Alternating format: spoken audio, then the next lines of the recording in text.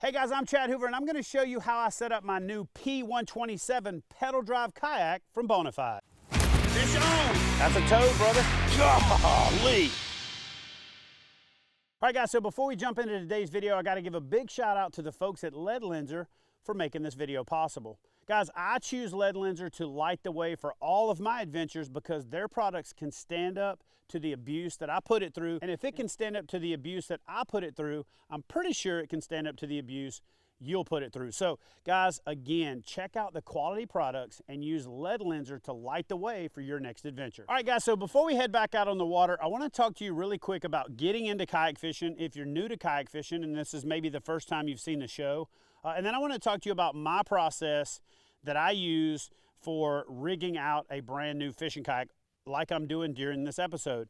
So first and foremost, when you get a new fishing kayak, get out there and learn its limits. Test the stability, test the performance, learn what that boat does, and then also do what I call the sit-reach test. Decide where you want things. Pay particular attention to your paddle stroke or your pedal stroke if it's a pedal drive kayak, before you just start slapping stuff on the boat. I see a lot of folks make the mistake of putting too much stuff on their kayak before they go out fishing, and then they don't know what's affecting the performance, or they've made a major permanent modification that's in the way of their paddle stroke, in the way of their pedal stroke. So again, first and foremost, when you get a new fishing kayak, take it out and learn its limits. After that, you can go out and you can then start to add stuff to the boat. And guys, not only am I telling you to do that, that's still something that I do to this day after over 2 decades of fishing out of a kayak. So let me show you some of the quick modifications that I made to this boat after spending a couple of hours in it on day one, and then a few more that I've made since then during the few days that I'm here fishing Kentucky Lake. So first and foremost, my basic stuff like a power pole and a black pack, I pretty much knew that I was going to use those. So I put those guys on right away, threw on a couple of rod holders from YakAttack to give me that third hand, that extra hand. And so those are easy ones, but even those can be adjusted so it's not a permanent modification. And by and large these days, I'm going to things that are adjustable anyway because I move from boat to boat a lot. I like to help other anglers rig their boats out, and I like to make things as easy and clean as possible. So the next thing that I added to my kayak was my anchor wizard. In the wind, fishing in the winter, fishing in the current, the ability to hold position is mandatory, and I like to have mine up in front so when I'm standing up and fishing, I can reach down and deploy it, or even from the seating position, I could just lean forward and reel in and reel out my anchor wizard. The next thing that I added to my boat is I added the YakAttack double header because I like to have that paddle off to the side. That really gives me that track back, but it's even more critical in a pedal drive kayak, especially since I'm new to pedal drives, that I have quick access to my paddle. Now the Bonafide P127 comes with 2 paddle holders in the back where you take your paddle apart and you stick it back there. Guys, that works great for folks that have a lot of experience with pedal drives. I'm a big fan of having my paddle where it's easily accessible, and a lot of times I like to take the pedal drive out, flip it around, and paddle this kayak, and that's why I'm a big fan. Last but not least, the only accessory that I added is I added a YakAttack drink holder back here to throw my coffee cup in and make it easy to grab. And probably the biggest modification that I made is my first day here when I was fishing with Ron Hemmelhaver, I didn't have a depth finder. And you know, a lot of times just by looking at the structure, the cover, the bank slope and incline angles and things like that, I can figure it out.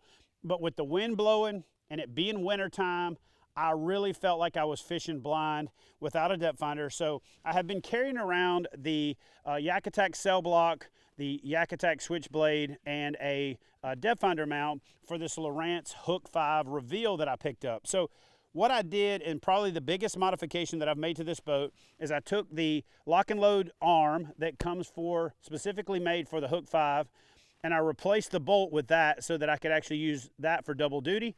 I used the switchblade arm and mounted it off of the side. Now it comes with an extension link that I removed to make it shorter so that I can get into shallower water, or so that when I'm coming into cover or structure, I don't bump into that. You need it deep enough that it clears the hole with the cone angle, but not so deep that it creates unnecessary drag.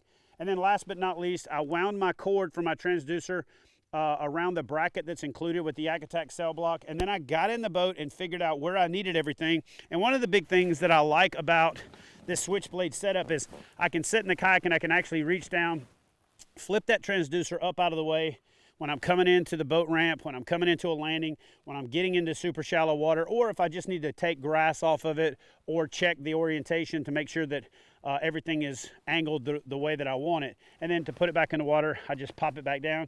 You can set your angles here. Again, you can add length here. This works great with any depth finder, any transducer, any system out there, but I wanted this one to be easy to use. I wanted it to be relatively inexpensive, and I wanted it to be portable. So that way I could take it from one boat to the other, or if I ultimately decided, golly, I really wish I would have put it on this side, I hadn't already run power cords and all that, so now I could just flip it around and change the orientation, put it on the other side. So again, until I'm 100% sure where I want everything on my boat, I want everything that's adjustable and movable. So if your kayak doesn't come with tracks, you can also get tracks from YakAttack, put those tracks where you want them, and mount your gear where you want it. All right, guys, so there you have it. That's my walkthrough and setup of the new P127 from Bonafide. I have some things I want to do to this boat in the future, so be sure to look for some additional videos coming in the future, like when I mount a bow-mounted trolling motor, and I've got a couple of other things in mind. So do me a favor, hit that subscribe button if you're new to the channel, smash that thumbs up if you got some value out of this video, and as always, leave a question in the comment box below. Tell me what I forgot. What should I have talked about? Did I forget to show you something? And if you have a question about a rigging option that you're considering, please let me know and I'll do a video to address that in the future. All right, guys, hope you enjoyed the video. Again, do me a favor, smash that thumbs up. Takes a little bit of effort on your part. Means a whole lot to this guy, and I'll see you on the next video.